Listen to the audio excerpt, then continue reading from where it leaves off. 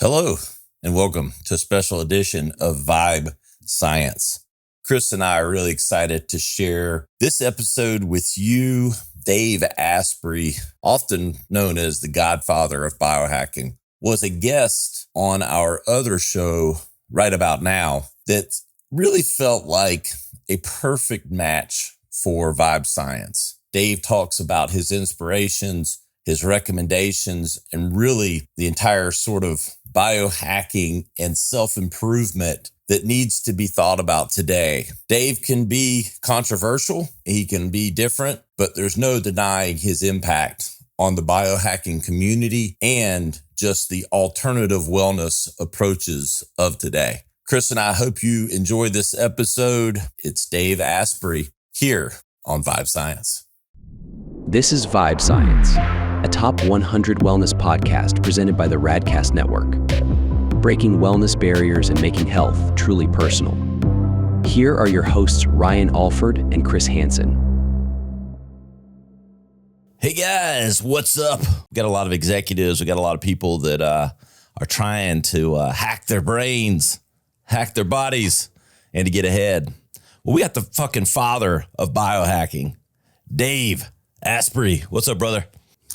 Ryan, I love that intro. You sound like some kind of like 60s shock jock. You got that like, hey, what's up, brother? Hats off. I got up my podcast game. It's like substance, sizzle, or steak. I don't know if I think that might be the sizzle, but I try to bring both. If you've got both, that's the perfect meal. If you've just got sizzle, well, then you just be an influencer and that would be kind of boring. Yeah. But you know why we're doing something right? Because we got fucking Dave Asprey on the show. And I'm telling you, Dave, we talked pre-episode, but we're going to do it again. You inspired me 14, 13 years ago. It's been a while. 2010, yeah. I'm getting old. I'm 46. And my first nootropic experience on the biohacking blog, your online stuff, you've been talking about this stuff. And I learned about some things before even like researching this for this episode. First fucking e-commerce sale. I mean, dude, like I didn't know that. Believe it or not, my first, actually, this wasn't my first company because when you're a teenager, you do all sorts of crazy stuff if you're an entrepreneur. But I was in my college dorm and I just needed to pay my tuition. So I started a company selling t-shirts that said caffeine, my drug of choice. And they had a picture of the caffeine molecule. That's it right there on my arm.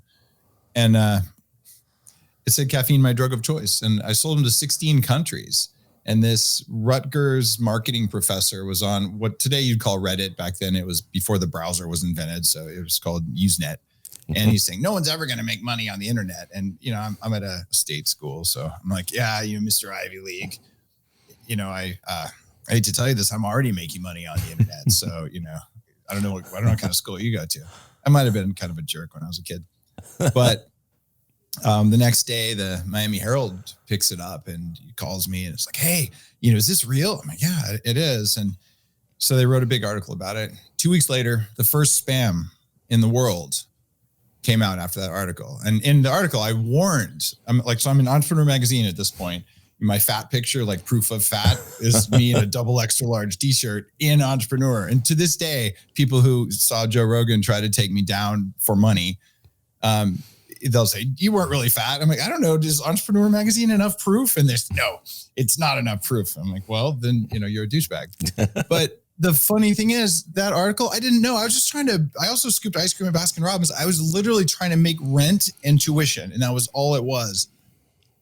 But in retrospect, yeah, first thing ever sold over the internet, the day before the guys who now run wine.com sold. They used to be called Virtual Vineyards. So it was a very small internet back then. And it's just what scrappy entrepreneurs do. And, a generation before that, I probably had a ham radio or something like that. I don't know what those guys did, but there's always people who are saying, I got to find a way. And I can tell you, for me, getting a job probably wasn't the right way. Although I did have a great career in Silicon Valley, it was kind of pushing against my nature, which is just to be an entrepreneur.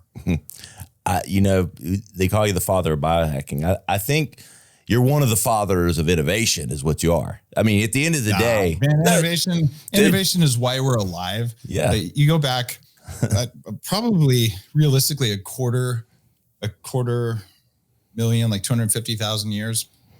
And there was two cavemen that looked mostly like us. And one of them's like, hey, I found this fire outside and I'm going to stay warm. And the other one's like, it's not fair. And like one of those guys is our ancestor and the other one isn't. So innovation is just laziness. It's just, I don't want to do that much work. Can I stay warm without whatever I was doing before? So I'm just lazier than everyone else. That's what all entrepreneurs are, lazy. And I know I just triggered everyone.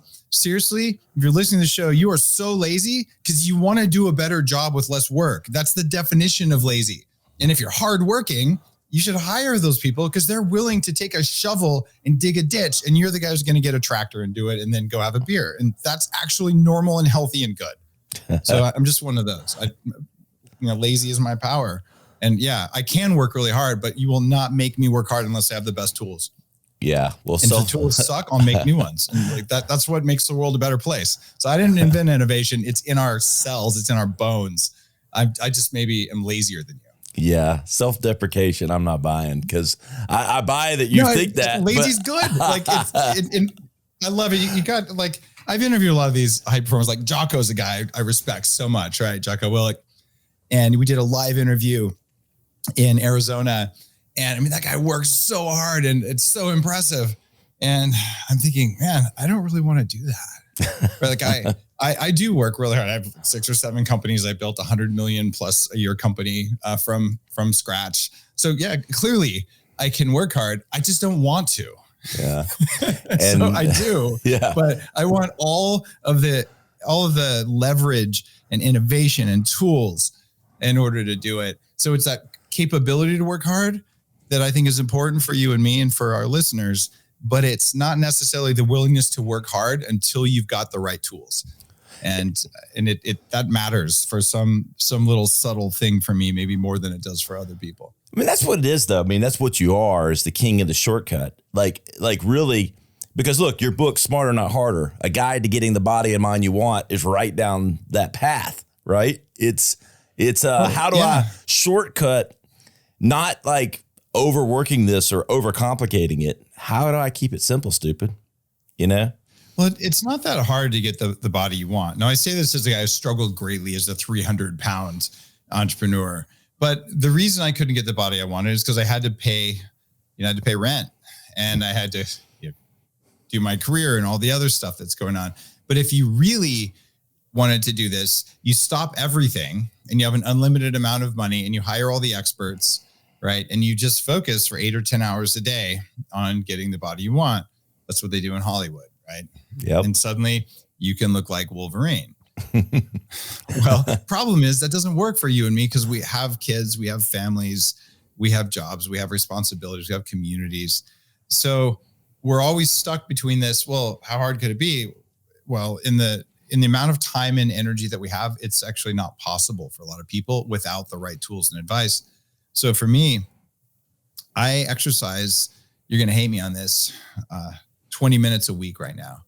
And I'm 7% body fat. I'm just absolutely stupidly ripped. And I've never looked this good in my life. And that's because of the most recent book and Upgrade Labs. My exercise is done with AI. It's done with these techniques that give sometimes 90% better results than you go into the gym. So same thing. So I'm trying to sell. So I knock on all my neighbors' doors and you got the guy next to you. It's like, I just ran an ad campaign and I did SEO. And one of you is driving the Maserati and the other one isn't. So I think you should do that for your exercise. You should do that for your nutrition and everything else. And suddenly the energy you get back goes into you. And then you can use that as an entrepreneur. Because then teach me that at Wharton. I made fun of Ivy Leagues earlier. I have a Wharton MBA, which is not where you go to learn how to be an entrepreneur. But they never taught you that. Your company, it's a reflection of your energy. So if your cells are making energy right, you've done your personal development work. So first you can make electricity, then you can direct it where you want it to go. Your company is generally going to look pretty good. Your culture is going to be okay. And when your energy's off, your company's energy's off. They're mirrors of each other. And when you understand that, that's why you take care of your hardware. That's why you do whatever kind of meditation or neurofeedback or whatever practice you have for managing yourself. because you get those done, the company just follows. You've seen the same thing in your life? Oh God, 100%. It's like when it's a direct reflection. Like when I look in the mirror, I'm just not, when the wires are crossed, it's like a bad, it's like having to reboot the computer, like it's not working. It's like, I got to reboot, you got to get it going if it's not, because it's direct reflection. Talking with Dave Asprey, founder of Bulletproof Coffee, which we're going to talk about here shortly. But Dave, I think one of the biggest questions I wanted to ask you, or believe it or not, like, what's a bad day for Dave Asprey? Like what I think, and you've told us a little bit what drives you, but I think for people that think, oh, okay, he's the father of biohacking, he's always like hacking everything. Like, but what's a bad day? What's a cheat for Dave Asprey? All right. There's two kinds of bad days. There's internal bad days and there's external bad days. So an internal bad day is you wake up and like you don't feel right. You're groggy, and maybe your back hurts. And for me, this was just all of my days when I was younger, until I got my biology under control. And then your brain just won't go. You kind of put the accelerator down and the car doesn't move. So you push all the way to the floor and it's kind of moving. If there's no more pushing you can do, right? So then you can't remember things. And you just get that there's like a feeling, you could call it anxiety, but it's not like worry. It's just like your body is not right. And for me, that's usually caused by eating stuff that's not compatible with my biology. Or I slept in a hotel room that was full of, artificial fragrances or worse, toxic mold. It's amazing. Like I'm heading to a hotel that I know is full of mold. Every time I sleep there for 2 nights, I just feel like garbage the next day. So I'm actually shipping. Stay somewhere else. Well, no, I tried. There's nowhere nearby to stay. So I looked at it, but I'm sending myself a $500 air filter so that I know I'll wake up and I won't have that day, and then I'll send it back to my house when I'm done. It's whatever. I just envisioning Dave Asprey like spending an hour like attaching an air filter somewhere. You just plug it in. But it's one of those things where I just don't want to feel that way, because that's kind of a wasted day. And with all the nootropics and biohacks, I can take myself back from most of those days pretty easily. Like I know the levers and knobs, say, all right, I'm going to show up today, and it doesn't matter what happened there. I can make it work, but it just might take more effort than it's supposed to. Like you want to feel like you're kind of like you're skating, like there's some glide in there, versus if you just putting on crampons and walking up an ice cliff, right? Like I want the skating sensation of the day. So I guess, you're in the South, you've probably never even seen an ice cliff, but you know what I'm talking about. Up in Canada, I've traveled to one, but I have definitely not seen them here. We do have 4 seasons in the upstate, but very little ice cliffs. So if that's an internal bad day, right? Yeah. What's an external bad day? Well, try, getting fired by your board of directors from the company you founded. Try getting divorced. Try, move into a new city. Those are all on the WHO list of stressors. Oh, wait. I used to say that like it had credibility. The WHO list of stressors. Oh, shit. Yes. But never mind. Screw you guys. You have no credibility anymore. Zero. So anyway, it's on a major list of stressors of humans. And so what's going on there is how you handle external stress and things like that. That's a function of how do you see reality in your head, and do you have the electrical capacity in your cells to handle it? So most entrepreneurs and most humans fail because we suck at making electricity because we broke ourselves. So once you fix that, you can still be dysfunctional, because what's happening next is how you see the world is dysfunctional. And for me, I had all of this wrong with me. And at this point, I've had about 1,500 entrepreneurs come through my neuroscience company. It's called 40 Years of Zen, and I built it for my own brain. So I've got a neuroscientist. We've got 7 patents in different types of tech that improve your brain function. So you sit there for a week, and it's the equivalent of meditating for 20, 30, 40 years. And at the end of this, oh, I've rewritten my operating system so that things that would have been overwhelming are manageable. So you learn how to tune it. So all of a sudden, more power, less waste on ineffective views of the world. And then you can handle an enormous amount. I mean, an enormous amount. It doesn't mean you want to. It means you can. So the capacity for hard work is something that I greatly value. My willingness to work hard is something I greatly value. If I have to work hard all the time, it means I suck at managing my life. Fascinating. So like, what throws you off now? Like, then is it just purely like travel, like not controlling maybe variables outside of your own control? One of the things that I'm working on right now is there's kind of 3 buckets. Do you know Dan Sullivan's work? Yep. Strategic coach. Yep. So I did some work with Dan and I greatly appreciate him. He's taught me so much. And there's 3 buckets. There's the stuff that takes your energy that you hate. There's stuff that, you're willing to do. It's kind of neutral. You don't like it, don't hate it. Like paying bills or something, maybe, if you don't mind paying bills. And then there's stuff that gives you energy, right? So entrepreneurs in particular, we like to do the stuff that gives us energy. And we're willing to do a little bit of that stuff in the middle. And the stuff that takes your energy is just kryptonite. So I want to spend more time on the stuff that I like to do. Problem is running several companies. I've got, Upgrade Labs. That's my franchise. We've got 27 locations opening across the US now. And you go to ownandupgradelabs.com if you want to work with my team on that, on opening a franchise for biohacking. And what's going on with that is okay. That's one business and it's growing. And then I have this 40 years of Zen, the neuroscience business. And then I've got my media business and I've got Danger Coffee, my new coffee company, which is really doing well. So how do I partition my time between those when I don't really want to be doing that? Because I got to work on this next book that's coming out here. So are you ADD? You sound like you're busy, but it's not. I don't mind being busy. It's that I want control over my time. So having thinking time and writing time is really difficult for me right now. So I keep working with my EA, who's been with me for a long time, on how do I have space in a day to think or to do versus to be in a meeting. And that's starting to kind of piss me off a little bit. And I don't really get pissed off that easily, but I look at my calendar, I'm looking at it right now. And today I am literally back to back with no break. I guess I have a half hour before I have an in-person podcast. So someone's showing up at the studio just back to back the entire day. And I'm talking like no room for peeing. And I don't know how sustainable that is, but I've been doing that for like 6 or 7 years. So at a certain point, I'm going to have to pee. Yeah.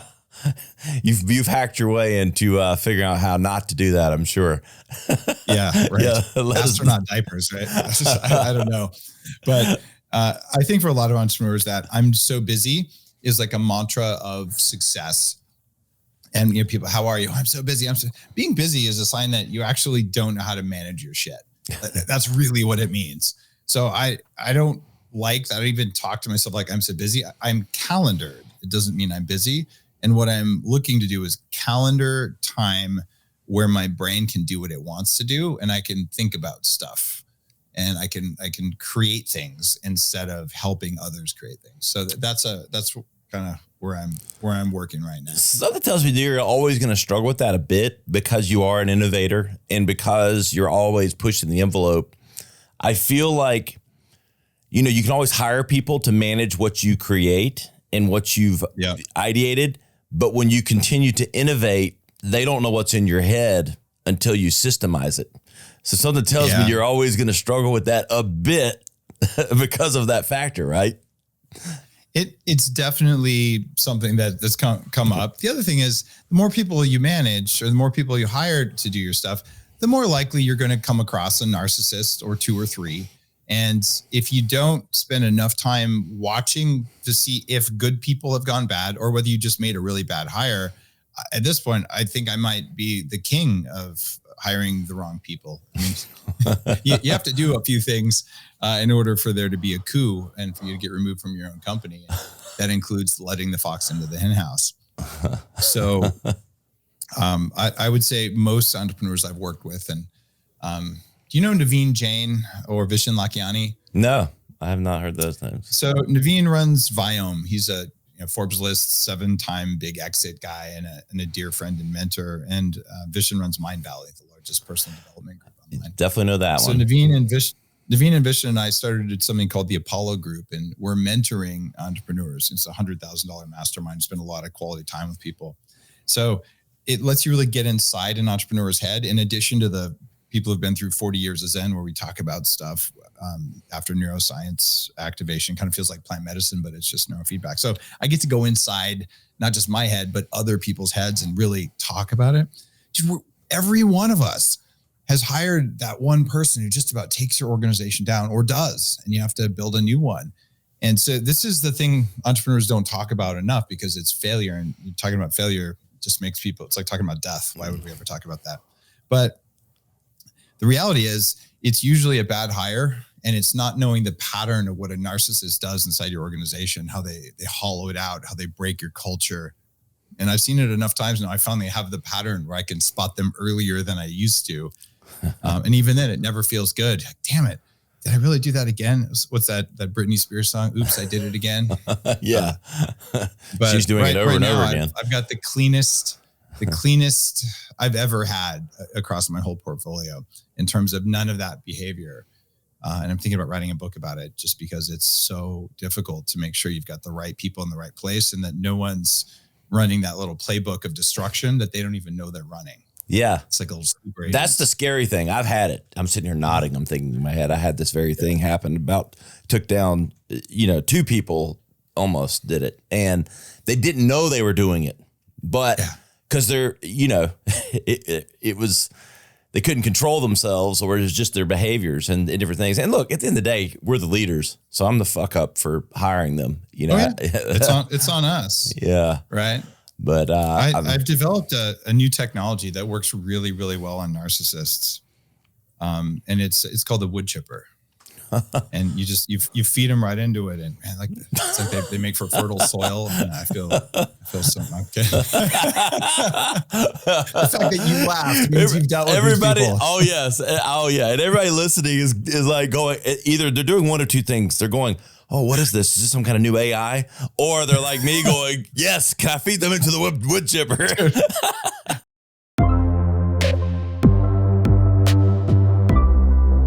What's up, guys? Ryan and Chris here. I want to talk to you about Apollo, our official partnership with the wearable. And look, we talk about it all the time. The research is out, guys. There's no hiding. Sleep is one of the most important things to your overall health and wellness. And that's why we love what we're seeing from Apollo. I'm using it. Chris has been an advocate for over 3 years. Talk about it, Chris. I know it's been helping with your sleep. Yeah, man, I'm super stoked. The Apollo wearable device, I've been using this for 3 years. Anyone that knows me knows it's on my ankle or wrist all the time, including in my bed, which may seem a little odd that I sleep with this, but they've got all these different modes. Sleep mode kind of eases your body, eases your mind in that relaxed state. It helps you kind of calm that nervous system where you're hacking your brain in a way. But I'll tell you what, you can even set it on a schedule where it'll ease you into sleep. Then you can set it 6 a.m., 7 a.m. It'll gently wake you up. All of a sudden it's vibrating faster. It's pulsing faster. It's sending this frequency through your body, alerting your nervous system, time to wake up. So tons of uses. You can set it where it's easy to work for you. Set your schedule through the day, energy, social, sleep, calm, meditate, anything you want. There's a different mode for. Look, ApolloNeuro.com, 15% off. Use Vibe Science, VIBE Science.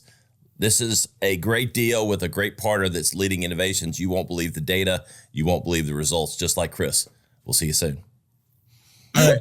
I dare someone watching right now, woodchipper.ai. I'm sure it's not taken. Yes. And make that the AI that finds the narcissist in your company so you can fire them right now. Oh, shit. And I remember years ago, I was at I think it was a Joe Polish event, the Genius Network, Joe Polish.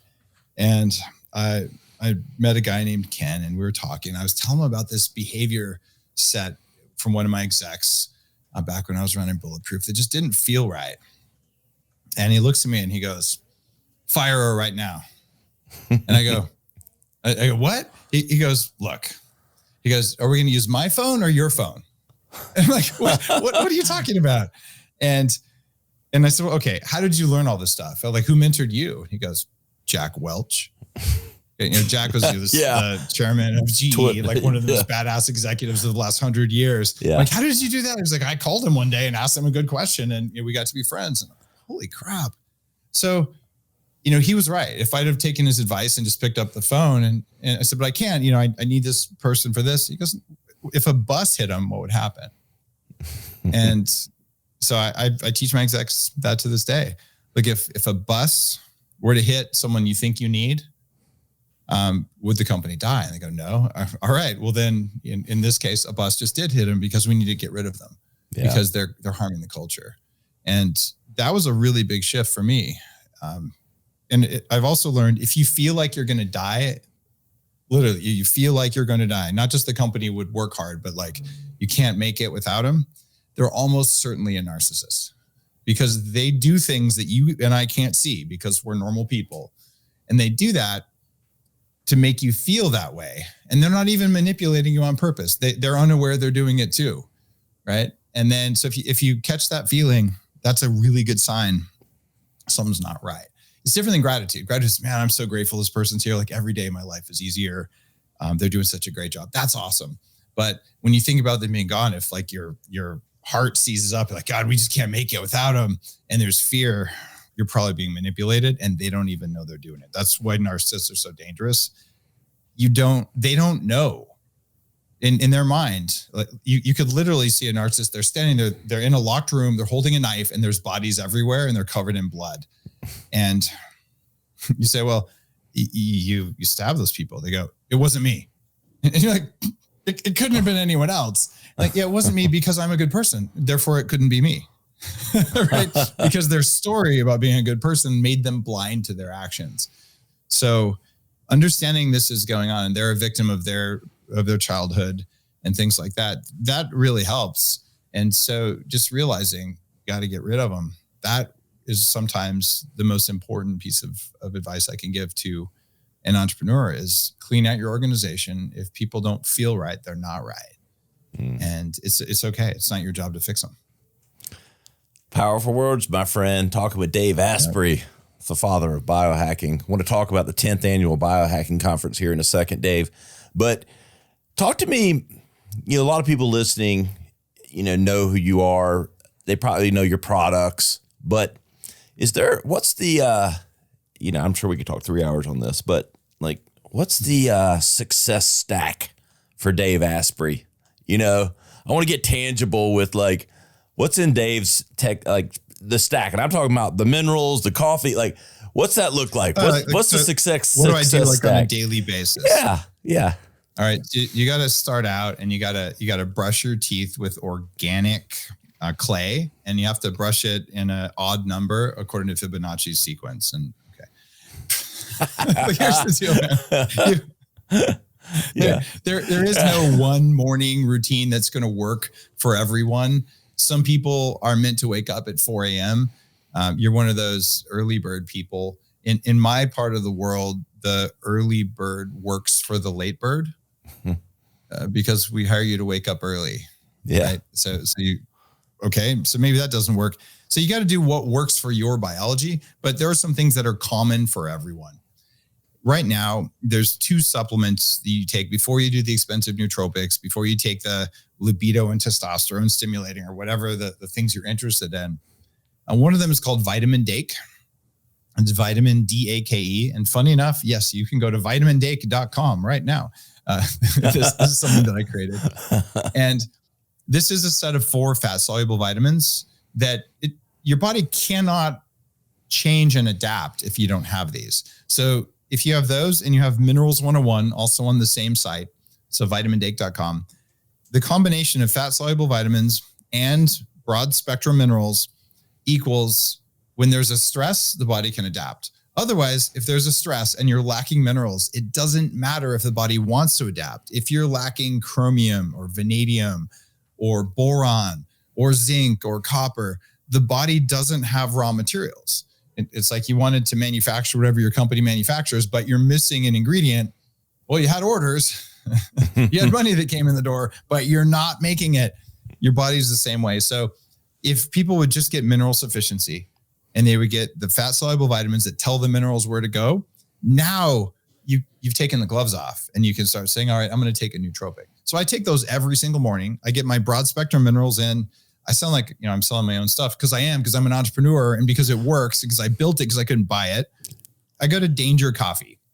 Danger Coffee has the very broad spectrum trace minerals and electrolytes in it, and it tastes like the world's most amazing coffee. I did not spoil the flavor with weird mushroom cannabis extracts or some other crap like that. You can take those in pills if you want to. So what that is Danger Coffee for trace minerals, Minerals 101 for the broad spectrum minerals, and vitamin Dake. You start with that. Now, should you have breakfast?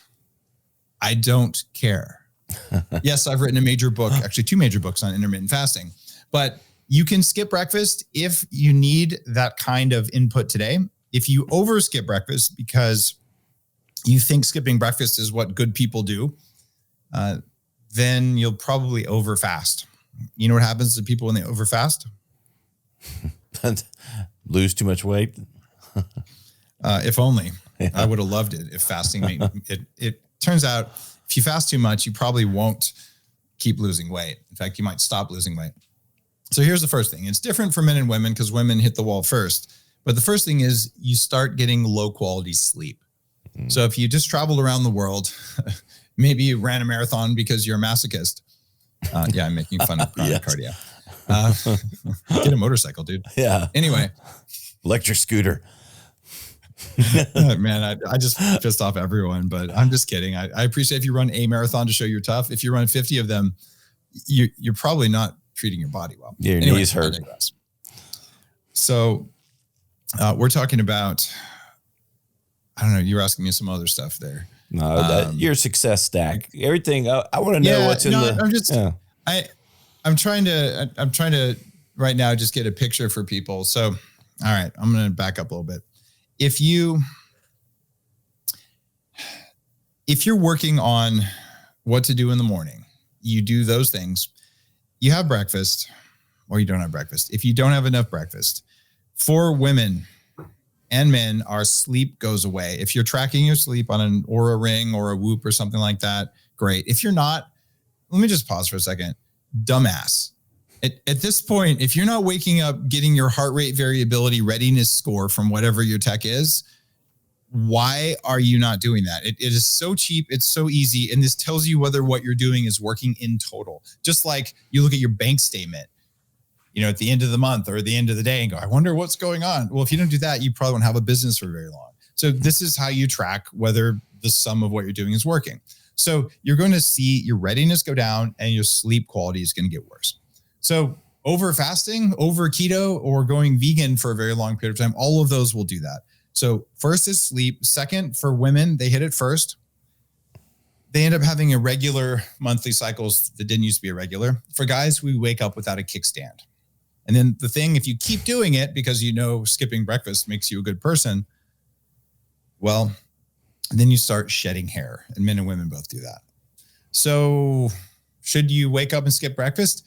If you could use the benefits of intermittent fasting today, yes. There is no ideal fasting window. It depends on your state today. That's why my book is called Fast This Way. And I've taught about 100,000 people how to change their fast. Women have to actually change it based on their monthly cycle. And all of us have to change it based on our stress levels. So if you worked out real hard and you lifted heavy and you're not going to eat for 48 hours, you probably didn't do yourself any favors. Right. So I'm just going to tell you the morning, what'd you do last night? How are you feeling? What's your goals for today? And I tune my morning that way. I do take nootropics just about every single day. I take stress adaptogens. I take a handful of longevity enhancing supplements. By the way, I just got my longevity panels back. This is when you measure your chronological age versus your biological age. And in the last year, I lost another year. That means that even though the calendar advanced a year, I went backwards by 2 years. which is kind of cool. I'm now I think 12 years younger than my actual age. Hey. This is very confusing, Ryan. Yeah. You think about this, the calendar says I'm 51, but my lab tests say I'm 38 or whatever that is, 39, I guess, if it's 12 years. So if I identify as being 39 and people continue to label me without even asking me my desired in my head age, it's very triggering. You think about it, right? So every time I fill out my driver's license, they ask me for like my age and stuff like that. And I feel very judged right now. Is there a pronoun for that?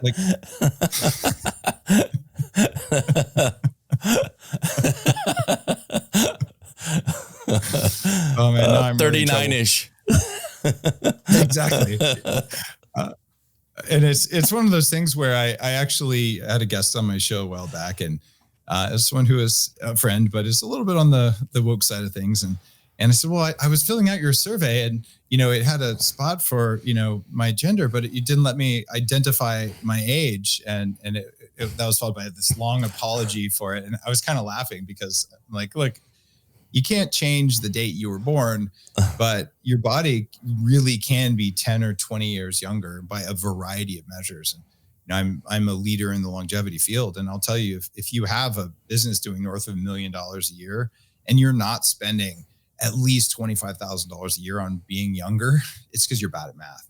And even if you think it only has a 50% chance of working, you're still crazy for not doing it. Because imagine this. You get another 20 years of lifespan, compound interest for another 20 years. You know what that's going to do for you? Just that alone. Yeah. Right. And on top of that, without even looking at, compound interest and the things like that, it's the quality of life, the energy you have for all that time. That's worth it. Because if you want to be able to, be a mom or a dad, you want to be able to be present for your kids and your community and your family.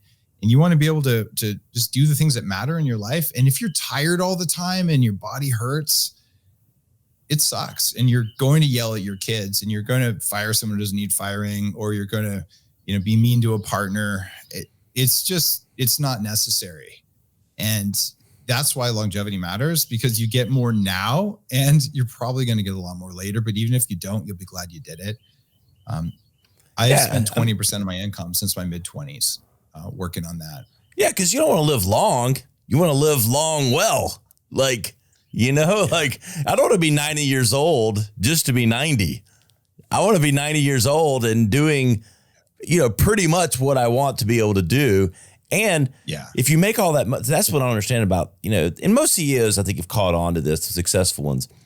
Like, you're making all this money and you to provide for your family and to have time and freedom and do all these things, but you aren't going to be around to enjoy the benefits of that, the time benefits, all that, if you aren't taking care of yourself. So, many entrepreneurs, especially, they're working 90-hour weeks.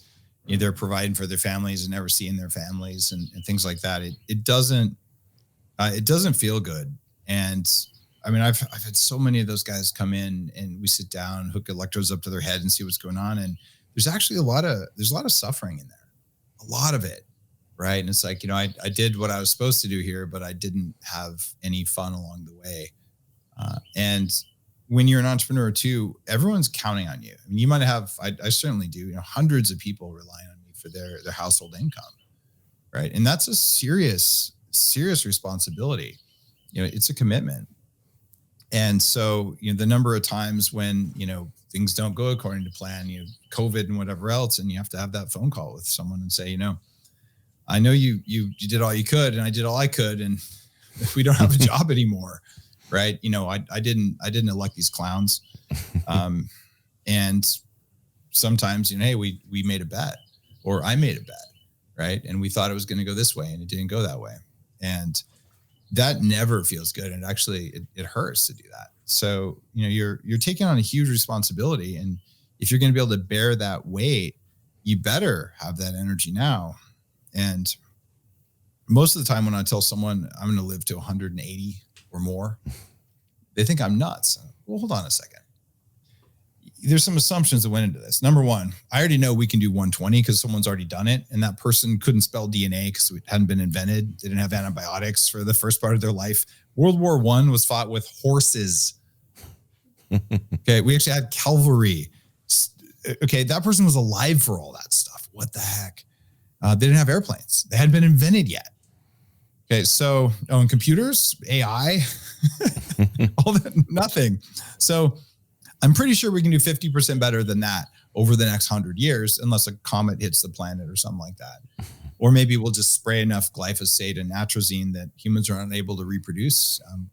That I'm more concerned about than I am carbon or something like that. Although, carbon's a solvable problem. We have this neat technology called cows that make soil that soaks up carbon. So I look at these long-term problems because I'm going to be around that long and I'm working on solving them. If you think you're going to die when you're 80 and the last 20 years, you're not going to know your name anyway, because you're going to put your car keys in the fridge and you're going to be in a wheelchair with diapers and tubes and all that stuff. That's what most people think getting old is, with skin so thin you can see through it. That's not my world. And if you realize that there are people, I know because I was mentored by these people who are in their 80s and 90s who have an active sex life, are having more fun than ever. They actually have wisdom because they stop worrying about all the stuff that we worry about when we're 20 and 30 and 40 and 50.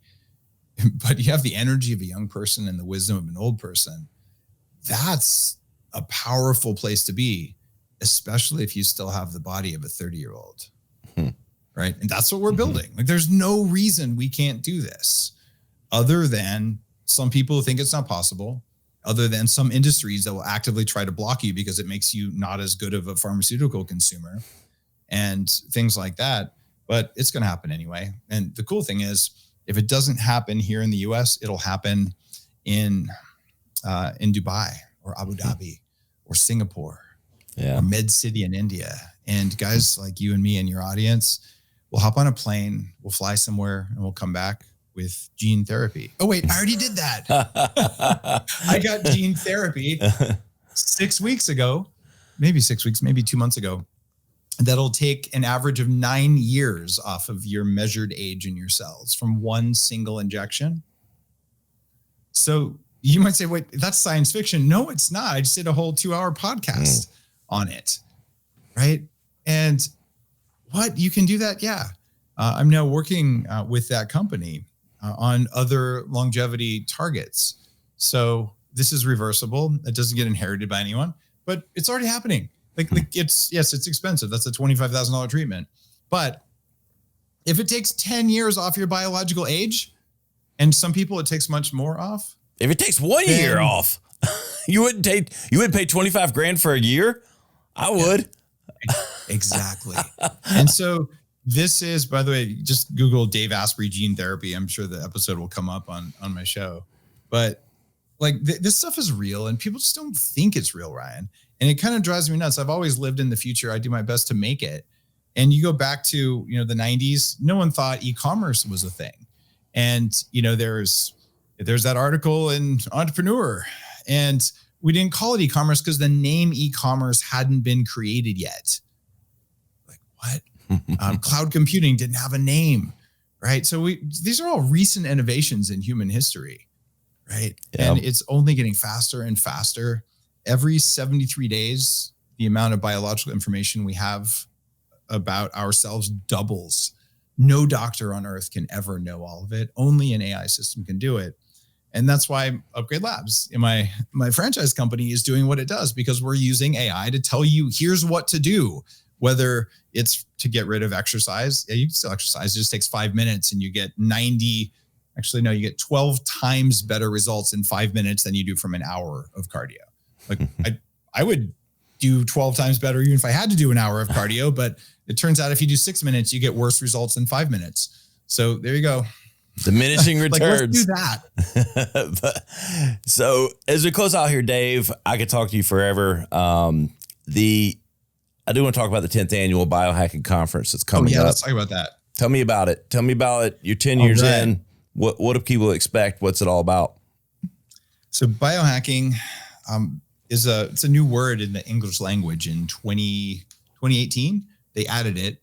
And it is now a $10 billion plus industry. And I started it at a bar in San Francisco with 100 people about a decade ago. So this is our 10th annual conference, end of May, like May 30th, June 1st kind of time. It's a 3-day conference in Dallas. Go to biohacking conference.com.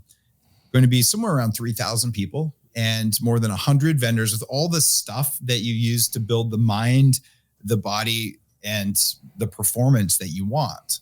There'll be major figures in longevity and what to eat to perform well, and just a lot of curiosity. But most of all, a lot of people who are just saying, I am in control of my own biology. And that means if you want to be an entrepreneur, okay, there's some things you probably care about. You want to be a fitness competitor, you care about different things. You want to be the world's best meditator. These are all just different aspects of control to make our hardware and our software do what matters most to us. So you'll come out of there and just be inspired.